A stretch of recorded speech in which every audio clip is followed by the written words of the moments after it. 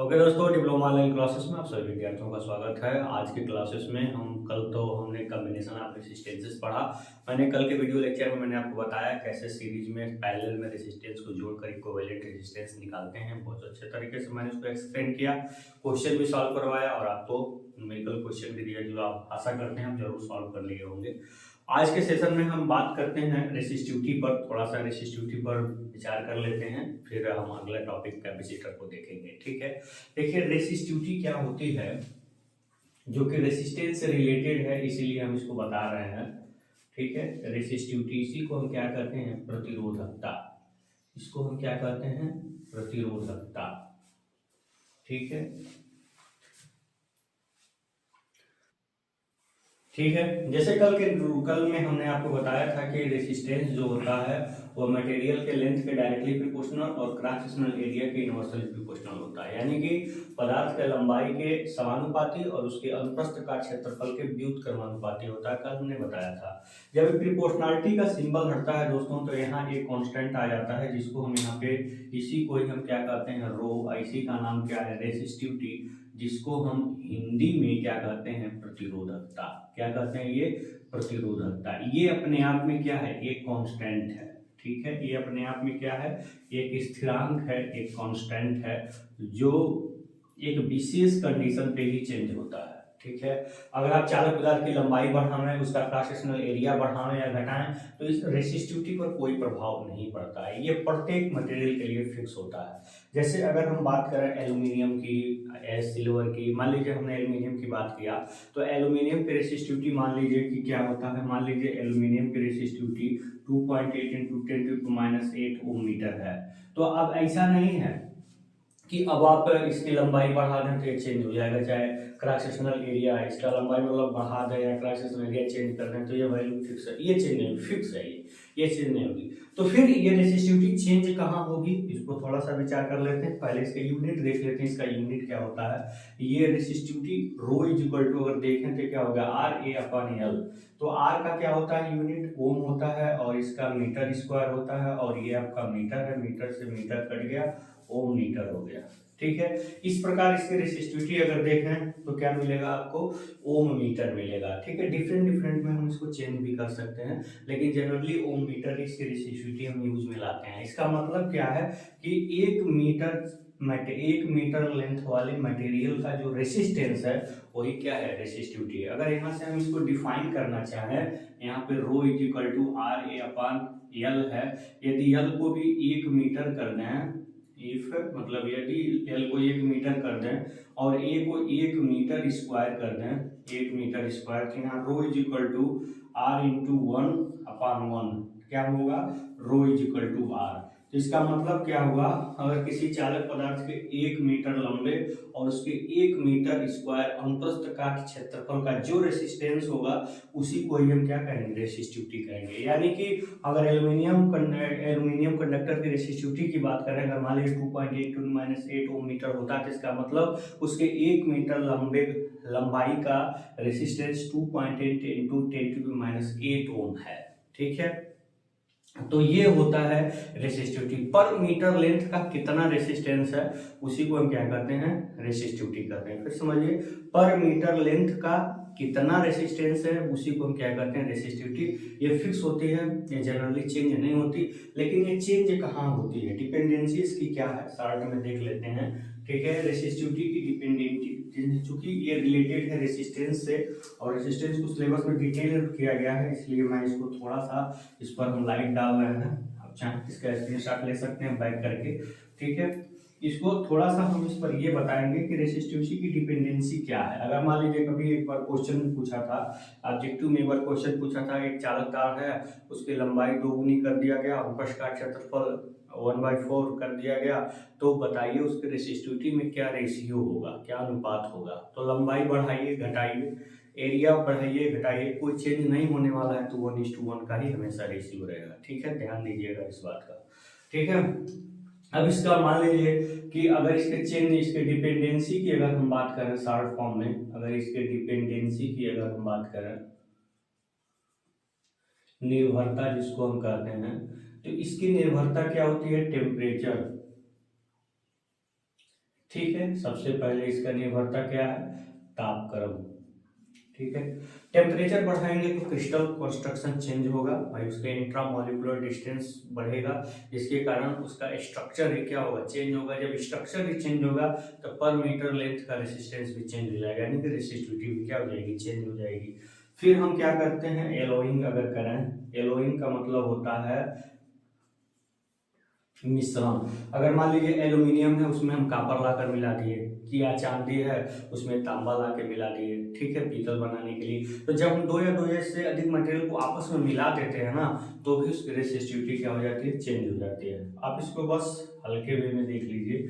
ठीक है, ये दूसरा मिश्रण। तीसरा अगर हम देखें तो मैकेनिकल स्ट्रेसिंग, मैकेनिकल स्ट्रेसिंग मतलब अगर हम उसमें स्ट्रेस प्रेशर डाल रहे हैं किसी भी तरह से, अगर उसके क्रिस्टल का कंस्ट्रक्शन चेंज हो गया, मतलब उसकी नेचर में चेंजिंग आप ला दिए, तो उसके पर मीटर लेंथ का रेसिस्टेंस क्या हो जाएगा, डिस्टर्ब हो जाएगा, जिसको हम क्या करते हैं, रेसिस्टिविटी कहते हैं। ठीक है, इसके बाद आपका चौथा टॉपिक है मैं एज हार्डेनिंग, जिसको हम बोलते हैं, या कोल्ड वर्किंग।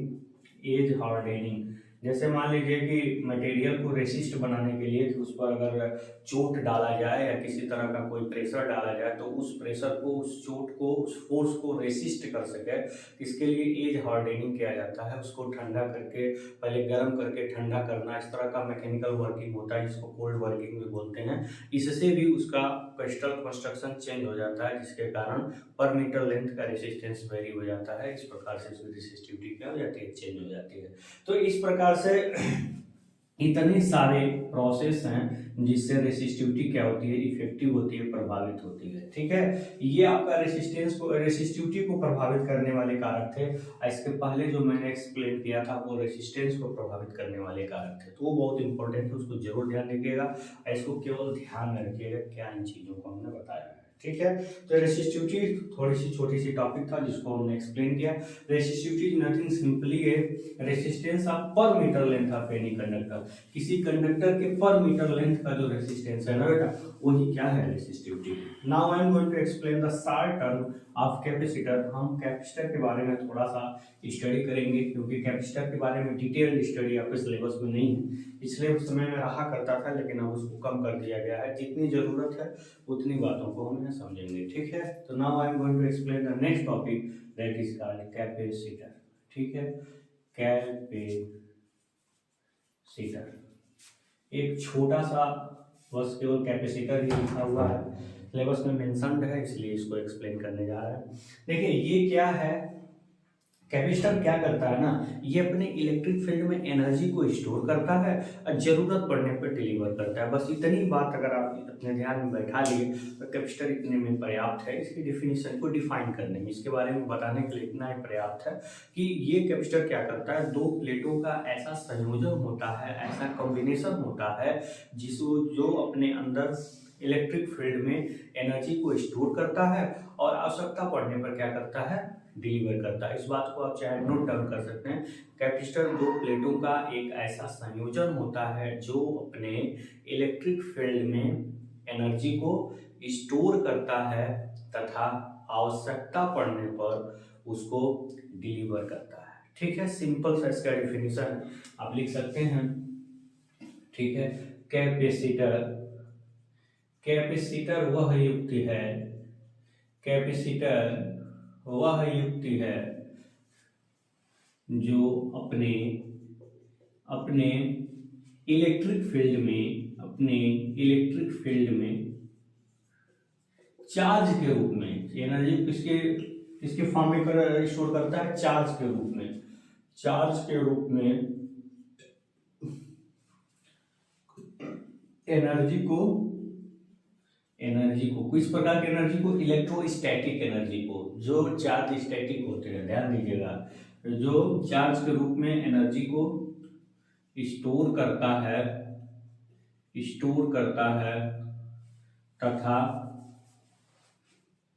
तथा आवश्यकता पड़ने पर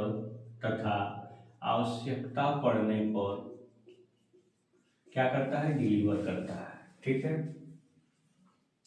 आवश्यकता पड़ने पर डिलीवर करता है। ठीक है, यह होता क्या है, जनरली यह दो प्लेटों का यह दो प्लेटों का कॉम्बिनेशन होता है। क्या होता है? दो प्लेटों का कॉम्बिनेशन होता है, ठीक है, जिसकी जिसकी जिसकी कोई फिक्स पोलैरिटी नहीं होती, जिसकी कोई फिक्स पोलैरिटी नहीं होती। बेटा ध्यान दीजिएगा, पोलैरिटी नहीं होती, ठीक है। ये क्या है? ये दो प्लेटों का बेटा ऐसे देखिए, दो प्लेटों का कॉम्बिनेशन है जिसको हम ये नहीं कर सकते कौन प्लस है कौन माइनस, फिक्स नहीं है, ठीक है।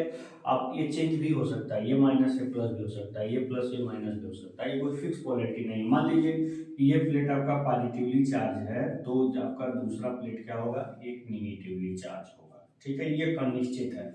एक पॉजिटिवली चार्ज होगा तो दूसरा क्या होगा? निगेटिवली चार्ज जरूर होगा, ठीक है। और इनके बीच में होता क्या है? इनके बीच में हम डाइलेक्ट्रिक मटेरियल भरते हैं। शुरुआत के क्लास में मैंने इसके बारे में बताया था।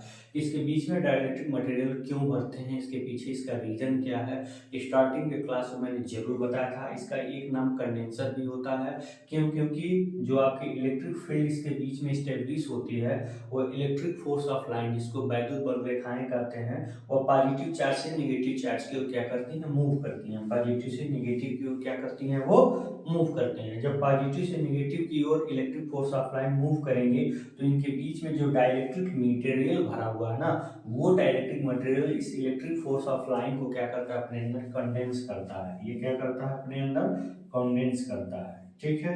ये आपकी क्या है? इलेक्ट्रिक फोर्स ऑफ लाइन है, जो काल्पनिक है, इनको हम नहीं देख पाते हैं। इनको हम क्या करते हैं? वैद्युत बल रेखा। क्या कहते हैं इसको? वैद्युत बल रेखा, ठीक है। इसको कहते हैं इलेक्ट्रिक फोर्स ऑफ लाइन। क्या कहते हैं इसको? इलेक्ट्रिक फोर्स ऑफ लाइन, वैद्युत बल रेखा कहते हैं, ठीक है।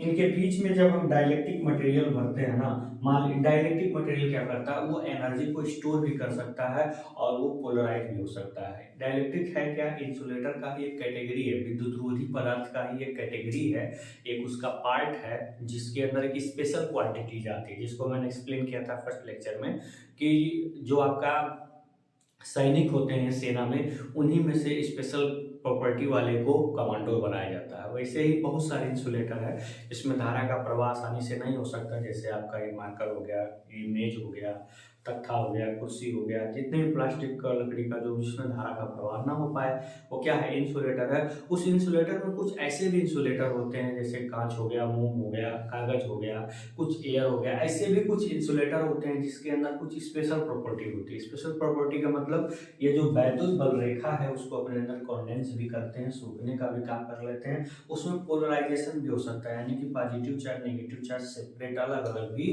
हो सकते हैं, ठीक है। तो उस जो जब इनके अंदर एक स्पेशल प्रॉपर्टीज आ जाती है इंसुलेटर के अंदर, तो इसको इंसुलेटर ना कह के हम इसको क्या कह देते हैं? डाइलेक्ट्रिक मटेरियल कह देते हैं।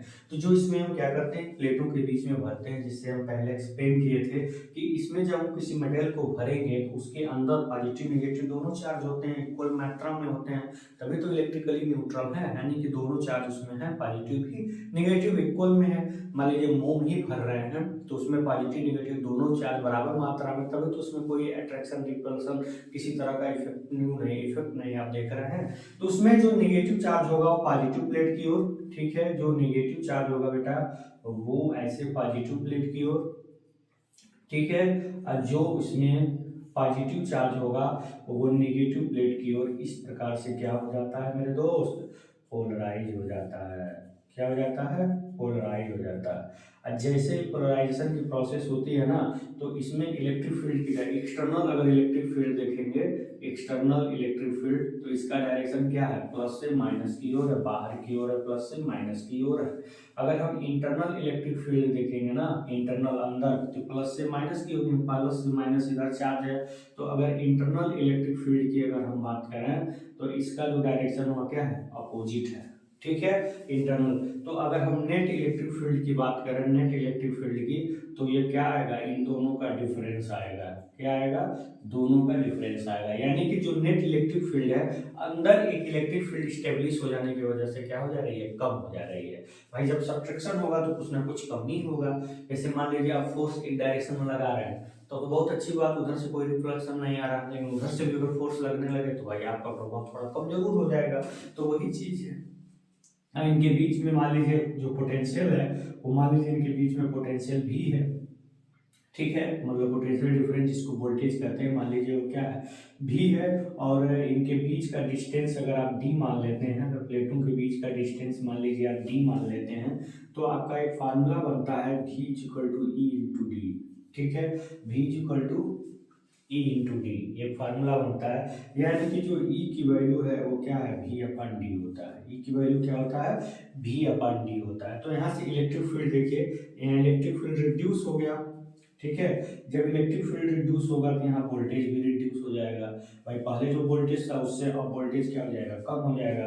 और आप पढ़े हैं Q बराबर C इंटू V होता है। C क्या है, इसका कैपेसिटेंस। कैपेसिटेंस बोले तो इसमें जो चार्ज स्टोर करने की जो क्षमता है, दैट इज कॉल्ड कैपेसिटेंस, तो वो C है, ठीक है। Q क्या है, जो चार्ज इसमें हम लगातार क्या कर रहे हैं, फ्लो करवा रहे हैं उस चार्ज। अभी क्या इनके क्रॉस वोल्टेज है, यानी कि C इक्वल टू क्या मिलेगा आपको, Q अपन V मिलेगा। तो यहाँ से देख रहे हैं जब V कम हो गया ना तो कैपेसिटेंस C क्या हो जाएगा, बढ़ जाएगा। इस प्रकार डाइलेक्ट्रिक मटेरियल जब इसमें हम भरते हैं तो क्या क्या कम होता है, इलेक्ट्रिक फील्ड कम होता है, वोल्टेज कम होता है, लेकिन कैपेसिटेंस क्या हो जाता है, बढ़ जाता है। This point is very important, इस पॉइंट को आप जरूर नोट कर लीजिए। This point is very very important, ठीक है।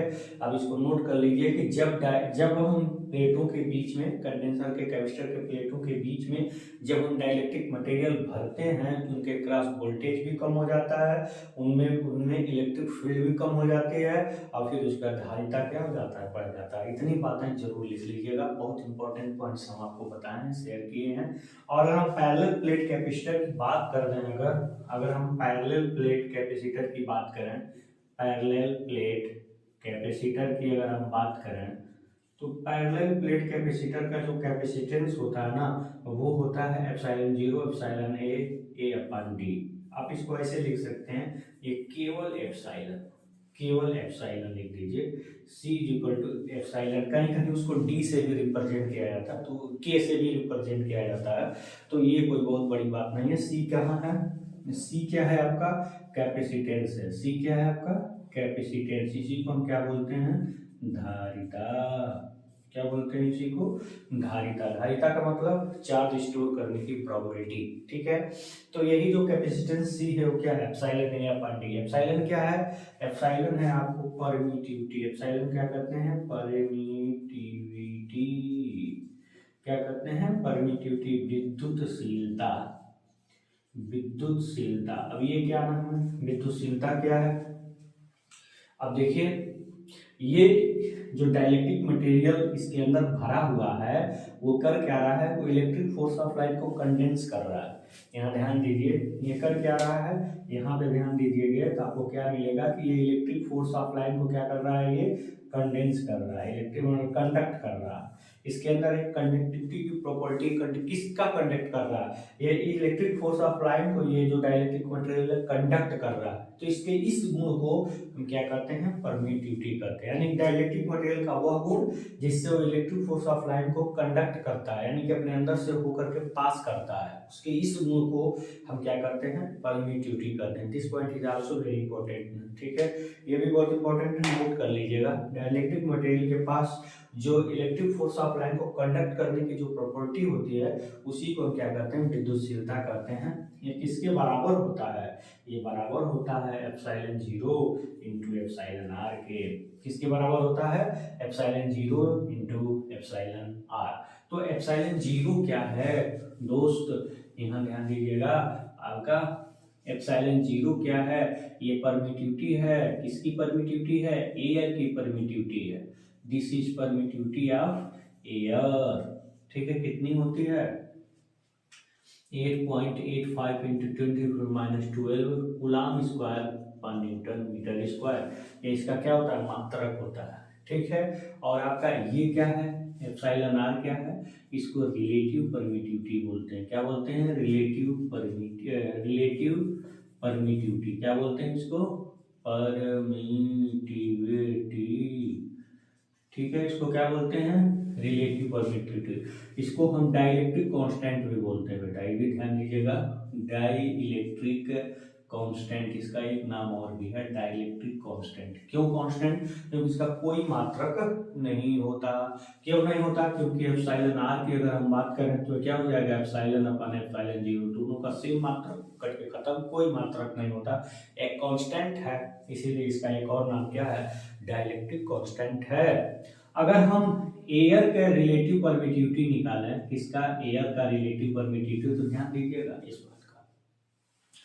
तो जब आप जिस भी मटेरियल की परमिटिविटी, रिलेटिव परमिटिविटी और किसी भी मटेरियल की निकालनी है, मान लीजिए आपको कांच की रिलेटिव परमिटिविटी निकालनी है, तो कांच की परमिटिविटी ऊपर रखेंगे, एयर की परमिटिविटी नीचे रखेंगे, फिक्स है, हमेशा नीचे रहना है हर मटेरियल में। जिस मटेरियल का निकालना है उसकी प्रॉपर्टी ऊपर रखेंगे, उसकी परमिटिविटी ऊपर रखेंगे, और फिर नीचे एयर की परमिटिविटी से डिवाइड करेंगे तो रिलेटिव परमिटिविटी उसकी मिल जाएगी। तो किसी भी मटेरियल की अगर रिलेटिव परमिटिविटी निकालनी है तो उसकी परमिटिविटी ऊपर रखेंगे और एयर की परमिटिविटी नीचे रख करके डिवाइड कर देंगे। अगर हम एयर की ही रिलेटिव परमिटिविटी निकालना चाह रहे हैं तो एयर की परमिटिविटी ऊपर रखेंगे, अब नीचे आपका एप्सिलॉन जीरो तो फिक्स है, तो सबके साथ रहेगा, तो ये दोनों कट के क्या मिल जाता है, 1। इसीलिए एयर की रिलेटिव परमिटिविटी क्या होती है, 1 होती है। और यहाँ पे जो आपका सी है वो क्या है, epsilon A upon D, where A क्या है आपका, अगर हम ए की बात करते हैं, इसको मिटा रहे हैं, ठीक है, जान ही रहे हैं क्या क्लास है, क्या नहीं है, कैसे है, क्या नहीं है। अगर हम बात कर दें ए की बात करें तो ये एरिया ऑफ प्लेट है, क्या है, एरिया ऑफ प्लेट, ठीक है, इन मीटर स्क्वायर, ठीक है, ये क्या है, एरिया, जो प्लेट है ना इसकी एरिया है। फिर आपका डी क्या है, डी है डिस्टेंस बिटवीन प्लेट, डी क्या है, डिस्टेंस बिटवीन प्लेट, प्लेट के बीच का डिस्टेंस कितना है, इन मीटर यूनिट, ठीक है, इन मीटर स्क्वायर यूनिट, ठीक है। और फिर यहाँ पे सी क्या है, सी आपका क्या है, कैपेसिटेंस, कैपेसिटेंस बोले तो कैपेसिटेंस है इन फैराड यूनिट, किसमें है, कैपेसिटेंस इन फैराड यूनिट, ठीक है। ये कैपेसिटेंस क्या है, कैपेबिलिटी ऑफ स्टोरेज चार्ज, ठीक है। ये आपका कैपेसिटेंस होता क्या है, कैपेबिलिटी ऑफ स्टोरेज, जो कैपेसिटर के पास चार्ज स्टोर करने की जो कैपेबिलिटी है उसी को क्या कहते हैं, कैपेसिटेंस कहते हैं। तो इतना आपका क्या है, पर्याप्त है। ये पैरेलल कैपेसिटर का क्या है, ये कैपेसिटेंस, इसको हम क्या बोलते हैं, धारिता बोलते हैं। पहले जो है बहुत सारी बातें कैपेसिटर से रिलेटेड आपके सिलेबस में थी, लेकिन इस बार नहीं है दोस्तों, तो इतना ही आपको पढ़ के संतोष करना पड़ेगा। न्यू सिलेबस में एक ही टॉपिक है, इसलिए जितना था उतना मैंने क्या कर दिया, एक्सप्लेन कर दिया। ये बहुत ही इंपॉर्टेंट थिंग है, इसका बहुत सारा रोल है, ये बहुत कुछ अगर बताया जाए तो कितना लेक्चर इसी पे जाएगा, लेकिन उतना हमें नहीं बताना है, जितना आपको जानना है उतना बताना है, ठीक है। इसकी जो पावर रेटिंग होती है वो हमेशा VAR होती है, वोल्ट एम्पियर रिएक्टिव, ठीक है। क्यों ऐसा होता है, सब कुछ आगे आगे आगे, ठीक है, आगे एक्सप्लेन किया जाएगा। यहाँ जितना जानना है उतना जरूर जानिए। सीधी सी बात करिए, कैपेसिटर है क्या, दो प्लेटों का कॉम्बिनेशन है जो अपने डाइलेक्ट्रिक मटेरियल में चार्ज के रूप में इलेक्ट्रिकल एनर्जी को स्टोर करता है, इलेक्ट्रोस्टैटिक एनर्जी को स्टोर करता है, फिर आवश्यकता पड़ने पर क्या करता है, डिलीवर करता है। आप सीधे कह सकते हैं दो प्लेटों का ऐसा कॉम्बिनेशन है जो एनर्जी को स्टोर करता है, आवश्यकता पड़ने पर डिलीवर करता है। बस छोटा सा डिफिनेशन आप दे सकते हैं। If you want to take screenshot then you can take here, आप आसानी से ले सकते हैं। पहले ये लिखिएगा, फिर इसके बारे में, फिर ये लिखिएगा, फिर वहां से, फिर यहाँ से, ठीक है, चीजों को समझ लीजिएगा, ठीक है। तो चलिए आज के लिए आज का ये जो टॉपिक था कैपेसिटर, यही फुल्ली फाइनली फिनिश होता है। Now I am going to explain about the Kirchhoff's current law and Kirchhoff's voltage law, ठीक है। किरचॉफ्स करंट लॉ और किरचॉफ्स वोल्टेज लॉ क्या होता है, बहुत ही आसान है, लेकिन अगर आप नहीं समझेंगे तो ये टॉपिक बहुत ही कठिन है, ठीक है। तो अगर आप समझ लिए तो बहुत ही आसान है, आपके डेफिनेशन आपके जुबान पे होगा, इट्स माय गारंटी। अगर नहीं समझे तो कभी नहीं आएगा, कुछ नहीं कर पाएंगे, ठीक है। तो हम ऐसा करेंगे, आप जब पढ़ रहे हैं तो समझने का भी कोशिश करिएगा दोस्तों, ठीक है, बहुत अच्छी बात। बने रहिए हमारे साथ, बहुत सारे एडवांटेज आपको दिए जाएंगे। हैं, तो चलिए अब हम बात करते हैं सबसे इम्पोर्टेंट नियम, जिसका नाम है किरचॉफ्स का लॉ। किरचॉफ्स कोई है नहीं, एक साइंटिस्ट का नाम है जिसने दो नियम बना दिए तो उसका नाम हो गया। अगर आपने दो नियम, कोई नियम बना दिए तो आपका ही नाम के अनुसार होगा। जैसे मान लीजिए आपका नाम अजय भाई, अजय भाई देख रहे हो तो सुनिएगा, अगर अजय नाम है तो अजय रूल्स हो जाएगा, अगर मोहन नाम है तो मोहन से रूल हो जाएगा, सतीश नाम है सतीश रूल होगा, अभिषेक नाम है तो अभिषेक सलाह हो जाएगा।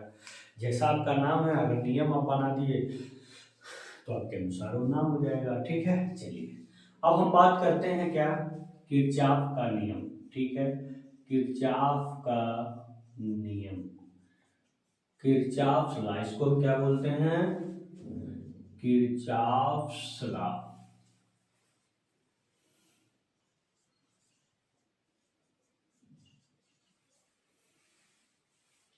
स्पेलिंग देख लीजिएगा इसका, KIRCHOFF, किरचॉफ्स लॉ।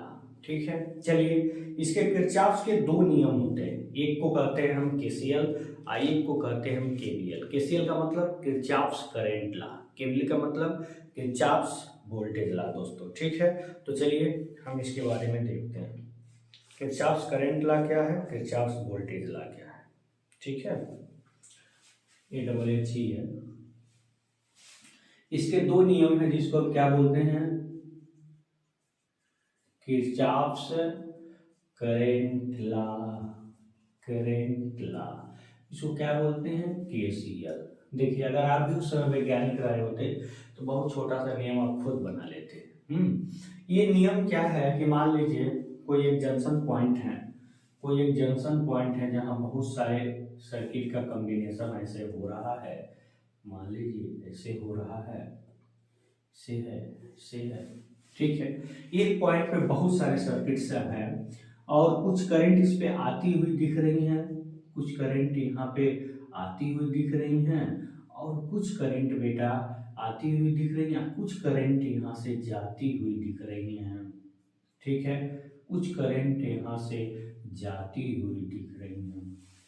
तो इन्होंने क्या नियम बनाया, नियम ये बनाया, algebraic sum of all current meeting at a junction must be equal to 0। इसका मतलब क्या है, इस जंक्शन पे जितने भी करंट कॉम्बिनेशंस हैं इनका अलजेब्रिक सम क्या होता है, 0। अलजेब्रिक सम क्यों, अलजेब्रिक सम मतलब जब उसको एक प्रॉपर साइन के साथ जोड़ेंगे ना तो उसी को अलजेब्रिक सम बोलते हैं। ठीक है, प्रॉपर साइन का मतलब जो करंट पास में आ रही है जंक्शन से उसको पॉजिटिव लेंगे, जो करंट दूर जा रही है उसको नेगेटिव लेंगे, फिर उसको ऐड करेंगे, इसी को क्या बोलते हैं, अलजेब्रिक सम। तो किसी भी जंक्शन में मिलने वाली सभी धाराओं का बीजगणितीय योग क्या होता है, 0 होता है। तो अगर स्टेटमेंट की अगर हम बात करें, इसके स्टेटमेंट की अगर हम बात करें जिसको हम क्या करते हैं कथन, अगर इसके कथन की हम बात करें तो आप क्या लिखेंगे, किसी किसी जंक्शन, किसी जंक्शन पॉइंट पर मिलने वाली, ठीक है, मिलने वाली सभी धाराओं का, किसका, सभी धाराओं का बीजगणितीय योग, कौन सा योग, बीजगणितीय योग क्या होता है, 0 होता है। क्या होता है, 0 होता है। ठीक है, जो धारा, ध्यान दीजिएगा, जो धारा जंक्शन के पास आ रही है, ठीक है, जंक्शन के पास आ रही हो, जो धारा जंक्शन के पास आ रही हो उसको हम क्या कहते हैं, उसको प्लस चिन्ह के साथ, उसको प्लस चिन्ह के साथ, और जो धारा, ध्यान दीजिएगा, और जो धारा संधि से दूर जा रही हो, संधि से दूर जा रही हो उसको नेगेटिव चिन्ह से के साथ जोड़ते हैं। इस प्रकार का जो जोड़ना होता है, या ध्यान दीजिएगा, इस प्रकार का जोड़ना ही बीजगणितीय अलजेब्रिक सम कहलाता है। इस प्रकार का जोड़ना, इस प्रकार का जोड़ना ही क्या कहलाता है, बीजगणितीय योग कहलाता है। क्या कहलाता है, बीजगणितीय योग। ठीक है, जब उचित सिंबल के साथ आप किसी भी पॉइंट्स को, करंट को जब आप जोड़ेंगे तो यही क्या कहलाएगा।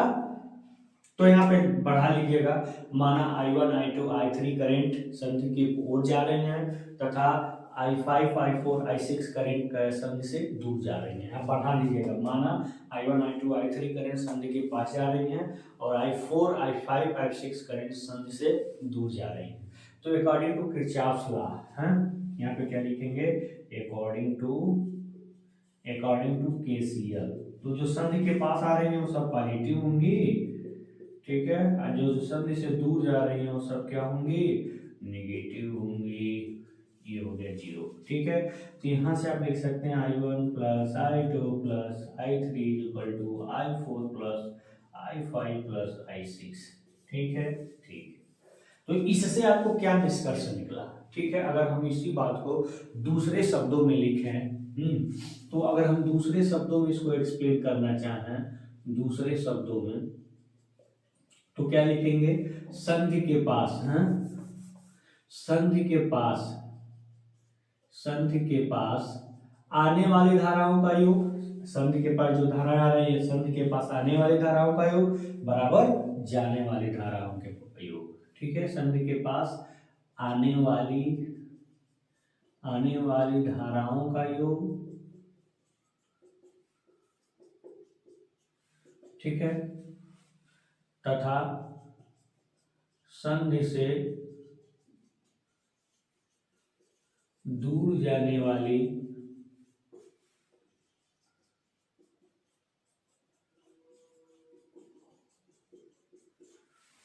संधि के पास आने वाली धाराओं का योग बराबर संधि से दूर जाने वाली धाराओं का योग।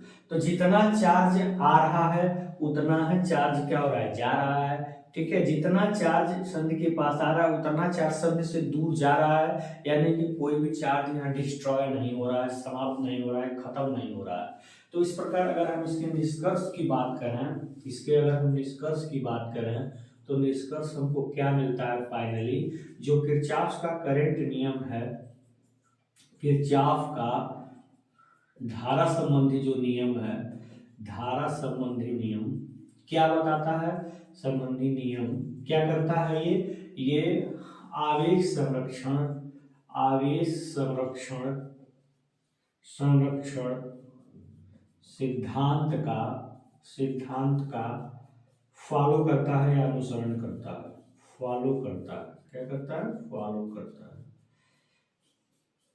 ठीक है, या आवेश संरक्षण सिद्धांत, चार्ज कंजर्वेशन प्रिंसिपल को क्या करता है, ये फॉलो करता है। क्यों, क्योंकि जितनी करंट जंक्शन पे आ रही है उतनी करंट जंक्शन से जा रही है, कहीं और नहीं चली जा रही है, सर्किट के अंदर ही रह रही है, कहीं से चार्ज क्या हो रहा है, डिस्ट्रॉय नहीं हो रहा है। इसलिए ये जो नियम है वो क्या बताता है, आवेश संरक्षण सिद्धांत को क्या करता है, फॉलो करता है। कभी मान लीजिए आपके एग्जाम में ऑब्जेक्टिव पॉइंट्स भी पूछ दे तो ये बहुत इंपॉर्टेंट होगा, ये बहुत इंपॉर्टेंट होगा, इसमें ये पॉइंट बहुत ज्यादा जरूरी है। आप जब भी एक्सप्लेन करिएगा इस पॉइंट को जरूर लिखिएगा। अगर इस इतने पॉइंट को आप नहीं लिखे तो कितना हो बड़ा फिगर बनाए, कितना हो अच्छा डेफिनेशन लिखे, अगर ये पॉइंट आप नहीं लिखे तो सब कुछ गलत हो जाएगा। और इसके नीचे अंडरलाइन जरूर कर दीजिएगा ताकि एग्जामिनर काफी चेक करते करे जल्दी जल्दी में, तो इस पर उसका दिमाग जरूर जाए। अगर ये देख लेगा वो तो समझ जाएगा कि वास्तव में तुमने पढ़ के समझ के लिखा है। ठीक है, तो आप इसको चार्ज करंट लॉ को ऐसे भी डिफाइन कर सकते हैं, ऐसे भी डिफाइन कर सकते हैं। और ये क्या बता रहा है, यहाँ जरूर लिख लीजिएगा कि माना, यहाँ पे इसको बढ़ा जरूर लीजिएगा, माना I1 I2 I3 धारा संधि के पास जा रही है, इसके पास संधि के पास जा रही है, ठीक है, तथा I3 I4 I5 I6 संधि से दूर जा रही है। ठीक है, सारी बातें हम आपके सामने लिख दिए, कुछ भी आपको अपने तरफ से रीड करने की जरूरत नहीं है। तो अगर आप चाहें, आपको अच्छा लगा हो तो इसका स्क्रीनशॉट जरूर ले लीजिए दोस्तों, ठीक है। आप इसका स्क्रीनशॉट जरूर ले लीजिए।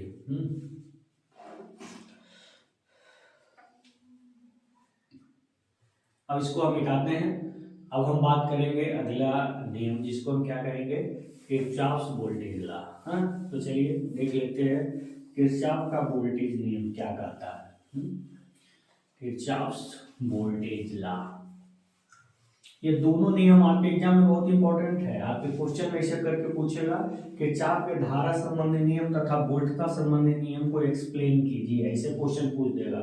या किरचॉफ के वोल्टता संबंधी नियम तथा धारा संबंधी नियम की व्याख्या कीजिए, ऐसे पूछ देगा है। तो ये ध्यान देना है आपको। तो दोनों पूछेगा तो दोनों को आपको एक्सप्लेन करना ही करना है। और ये जान लीजिए कि 95% इसको जरूर एग्जाम में पूछा जाता है, क्योंकि बहुत महत्वपूर्ण नियम है ये। इससे सर्किट के बहुत सारे प्रॉब्लम सॉल्व होते हैं, मतलब उसमें वोल्टेज, करंट इत्यादि का कैलकुलेशन हम बहुत अच्छे तरीके से इस नियम की सहायता से करते हैं। आगे हम एग्जाम्पल देकर के इसको समझाएंगे। हाँ, तो किरचॉफ का नियम, अब हम दूसरा नियम पढ़ने जा रहे हैं, जिसको हम क्या करते हैं, किरचॉफ्स वोल्टेज लॉ। क्या करते हैं हम, किरचॉफ्स वोल्टेज लॉ। हाँ, इसका जो दूसरा नियम है उसको हम क्या बोलते हैं, किरचॉफ्स वोल्टेज लॉ। इसको हम क्या बोलते हैं, केवीएल। क्या बोलते हैं इसको, केवीएल बोलते हैं, किरचॉफ्स वोल्टेज लॉ।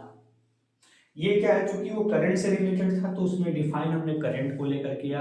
ये वोल्टेज से रिलेटेड है तो डिफाइन इसको वोल्टेज से करेंगे। हाँ, ये क्या होता है, मान लीजिए कोई सर्किट है, यहाँ पे मान लीजिए ये यहाँ पे सर्किट है, यहाँ पे ईएमएफ सोर्स है, ये E1 है, और ये आपका रेजिस्टेंस मान लीजिए R1 है, ये R2 है। यहाँ पे हमने दूसरा सोर्स मान लीजिए लगा दिया, E2 माइनस प्लस है। फिर एक लूप यहाँ भी हमने बना दिया, मान लीजिए क्या है, R3, ठीक है। तो यहाँ मान लीजिए इसमें करंट जो फ्लो हो रहा है वो क्या है, I है। तो ये ईएमएफ देखिए माइनस से प्लस की ओर हम जा रहे हैं, यहाँ भी फिर माइनस से प्लस की ओर ही है। हम दोनों ईएमएफ क्या कर रहे हैं, सर्किट के एनर्जी को क्या कर रहे हैं, बढ़ाने का काम कर रहा है। दोनों ईएमएफ क्या कर रहे हैं, सर्किट के एनर्जी को बढ़ाने का काम कर रहा है। लेकिन ये जो है ना, ये जो R1 R2 R3 है, इसमें जैसे ही करंट फ्लो हो रहा है तो यहाँ पर वोल्टेज का ड्रॉप हो रहा है IR1, इसमें भी वोल्टेज का ड्रॉप हो जा रहा है IR2, इसमें भी वोल्टेज का ड्रॉप हो जा रहा है IR3। ड्रॉप कहाँ, मान लीजिए यहाँ पे 100 वोल्ट है, यहाँ 50 वोल्ट है, दोनों जुड़ कर सर्किट को 150 वोल्ट दिए, कुछ वोल्ट यहाँ खत्म हो गया, कुछ वोल्ट यहाँ खत्म हो गया। धारा और रेजिस्टेंस गुणा करेंगे, जितना आएगा उतना वोल्टेज खत्म हो रहा है, इसको ड्रॉप बोलते हैं, कुछ यहाँ खत्म। तो ये बताया गया है कि इन सभी वोल्टताओं का ड्रॉप और ये ईएमएफ सभी वोल्टताओं का एल्जेब्रिक सम क्या होता है, जीरो होता है। बस सिंपल डेफिनेशन यही है, किसी क्लोज्ड पाथ में सभी प्रकार के वोल्टताओं का बीजगणितीय योग अगर लें, ये घट रहे हैं, ये बढ़ा रहे हैं, तो इन तीनों को जोड़िए और फिर इन दोनों को जोड़िए, दोनों बराबर आएंगे। या इन सबको जोड़ दीजिए प्लस सिंबल के साथ, इन दोनों को तीनों को जोड़िए माइनस सिंबल के साथ, फिर जोड़िए इक्वल टू जीरो आएंगे। तो इसी को हम क्या बोलेंगे, प्लस माइनस के साथ जब इन वोल्टताओं को जोड़ेंगे ना, तो उसी को एल्जेब्रिक सम बोलते हैं। तो इसको आप कैसे लिख सकते हैं, कि क्लोज्ड पाथ में क्या लिखेंगे, किसी क्लोज्ड पाथ मतलब क्लोज्ड लूप बोलते हैं, किसी क्लोज्ड लूप में सभी प्रकार के, ध्यान दीजिएगा, सभी प्रकार के वोल्टताओं का, किसका, वोल्टताओं का बीजगणितीय योग, क्या, बीजगणितीय योग क्या होता है, बीजगणितीय योग शून्य होता है, ठीक है। जो वोल्टेज सर्किट की एनर्जी को बढ़ाते हैं, जो वोल्टेज सर्किट के एनर्जी को बढ़ाते हैं, सर्किट के एनर्जी को बढ़ाते हैं, उनको प्लस चिन्ह के साथ तथा जो वोल्टेज सर्किट के एनर्जी को घटाते हैं, सर्किट के एनर्जी को घटाते हैं, उसको नेगेटिव चिन्ह के साथ जोड़ते हैं। इसी जोड़ को इसी सम को हम क्या बोलते हैं, इसी सम को बीजगणितीय सम, अलजेब्रिक सम बोलते हैं। इसी जोड़ को क्या बोलते हैं, बीजगणितीय योग कहते हैं। ठीक है, तो अब इसका सिंबल के अनुसार कैसे हम जानेंगे कि सर्किट के एनर्जी को ये बढ़ा रहा है घटा रहा है। ठीक है, यहाँ पे मान लीजिए कि हम वोल्टता का अगर हम साइन कन्वेंशन देखें, साइन कन्वेंशन चिन्ह परिपाटी अगर हम देखें, अगर हम वोल्टता का देख रहे हैं, मान लीजिए प्लस है माइनस है वोल्ट का, और हमारा मूवमेंट इस डायरेक्शन में है, इसी डायरेक्शन में मूव भी कर रहे हैं, जैसे ये मूवमेंट है ना, इसी डायरेक्शन में हमारा, मान लीजिए हम ऐसे मूव कर रहे हैं, माइनस से प्लस की ओर मूव भी हमारा हो रहा है। ठीक है, ऐसे चाहे क्लॉकवाइज का है, एंटी क्लॉकवाइज, किसी भी डायरेक्शन में मूवमेंट हो जा सकता है। तो अगर ऐसे होता तब तो बात कुछ और होती, लेकिन ऐसे मूव हो रहा है माइनस से प्लस की ओर, प्लस से माइनस की ओर, तो हमेशा इस वोल्टेज को क्या लेंगे, नेगेटिव लेंगे। ठीक है, यानी कि यहाँ पे जो आपका वोल्टेज लेंगे जोड़ते समय, इसको क्या लेंगे, नेगेटिव लेंगे। लेकिन लेकिन लेकिन अगर मान लीजिए कि यहाँ पे ये हम ले रहे हैं ना, यहाँ पे ये ले रहे हैं प्लस माइनस, अगर हमारा मूवमेंट इधर है, इस डायरेक्शन में है, ठीक है, तो इसको हमेशा क्या लेंगे, इसको हमेशा क्या किससे रिप्रेजेंट करेंगे, प्लस बी, यानी कि ये क्या होगा आपका, प्लस बी होगा। क्या होगा, ये प्लस बी होगा। अब देखिए ये वोल्टेज का, फिर तीसरा ड्रॉप का कन्वेंशन। ठीक है, साइन कन्वेंशन ऑफ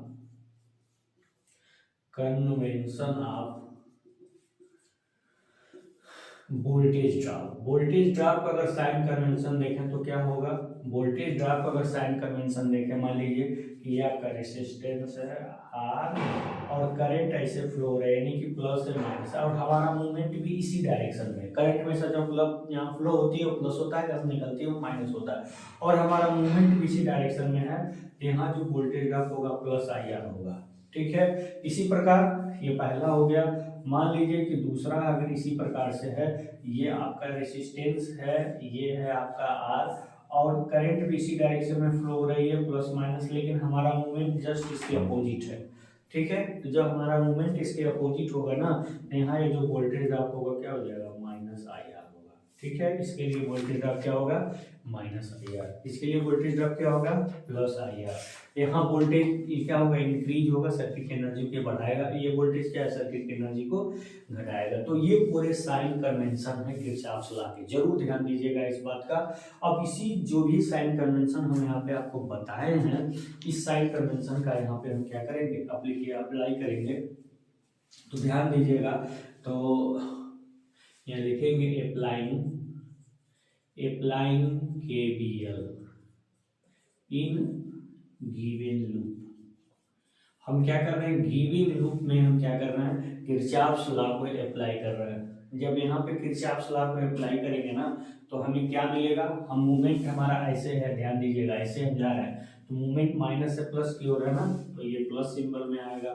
फिर देखिए ये प्लस माइनस, फिर ये करंट ऐसे फ्लो रहा है प्लस माइनस, तो हमारे देखिए हमारा मूवमेंट प्लस से माइनस की ओर है ना, तो भी आपका माइनस हो जाएगा आई आर, और फिर प्लस से माइनस का फिर ये भी माइनस हो जाएगा, इसी को एलिप्टिक सम बोलते हैं। फिर देखिए माइनस से प्लस, नीचे प्लस आ रहा है ना, तो प्लस E2 हो जाएगा, फिर प्लस से माइनस आ रहा है, यानी कि माइनस R3, सबका एलिप्टिक सम क्या हो गया, 0। सारे वोल्टताओं का एलिप्टिक सम क्या हो गया आपका, 0 हो गया। तो यहाँ से E1 प्लस E2 हो जाएगा, और फिर यहाँ पे सारे वोल्टेज आप एक साथ जोड़ लीजिए, तो क्या IR plus R2 plus R3। ठीक है, तो आप क्या लिख सकते हैं, अब दूसरे शब्दों में अगर इसको डिफाइन करना हो तो कैसे करेंगे, आप यहाँ स्क्रीनशॉट ले लीजिए इसका, फिर हम आगे इसको डिफाइन करते हैं, लिखते हैं। ये जो हमने रिजल्ट लाया है, रिजल्ट को यहाँ पे दूसरे शब्दों में कैसे डिफाइन करेंगे उसको देख लेते हैं। मतलब इसको दूसरे फॉर्म में भी लिखे सकते हैं। जैसे हमने एक रूप तो लिखा कि सभी बोल्टनाओं का एल्जेब्रिक सम 0 होता है, इसका दूसरे रूप में लिख सकते हैं algebraic sum of all EMFs, सारी ईएमएफ्स का एल्जेब्रिक सम चिन्ह के साथ is equal to algebraic sum of all voltage drop. ऐसे भी इसको क्या कर सकते हैं, लिख सकते हैं। यानी कि सभी ईएमएफ का एल्जेब्रिक सम सभी वोल्टेज ड्रॉपों के एल्जेब्रिक सम के बराबर होता है। दूसरे शब्दों में ऐसे लिख सकते हैं, ठीक है। सभी ईएमएफ का एल्जेब्रिक सम सारे वोल्टेज ड्रॉपों के एल्जेब्रिक सम के क्या होता है, बराबर होता है। इसको भी ऐसे भी लिख सकते हैं, सभी ईएमएफ्स का बीजगणितीय योग, कौन सा योग, बीजगणितीय योग किसके बराबर होता है, सभी वोल्टेज ड्रॉपों के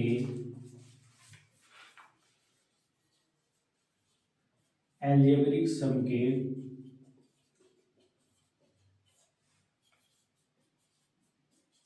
बराबर होता है। इसको लिख सकते हैं दूसरे शब्दों में, इन द अदर हैंड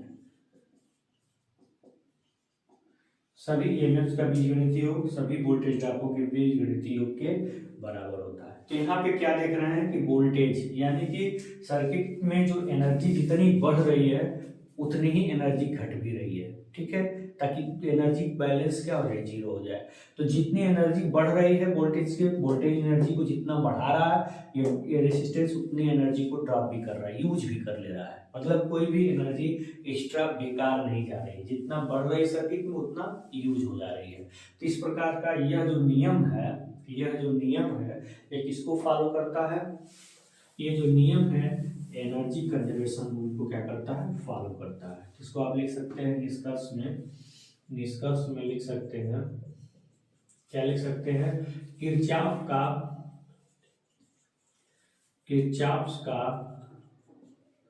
वोल्टता नियम, किरचॉफ का वोल्टता नियम, law of conservation of energy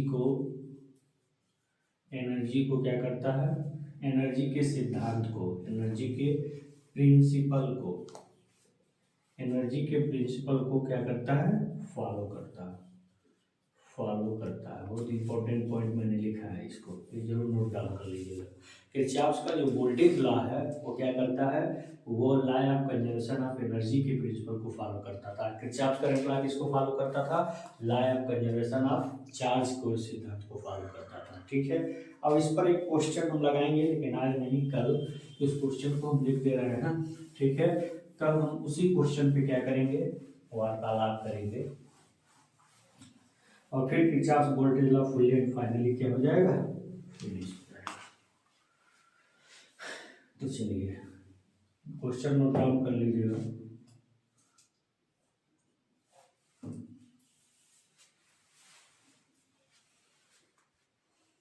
ये क्वेश्चन आपका है, वीडियो पॉज करके नोट कर लीजिए, उससे सारा पीडीएफ आपको मिल जाएगा, नोट कर लीजिए, कल इस पर विचार करेंगे, ठीक है। धन्यवाद आज के लिए।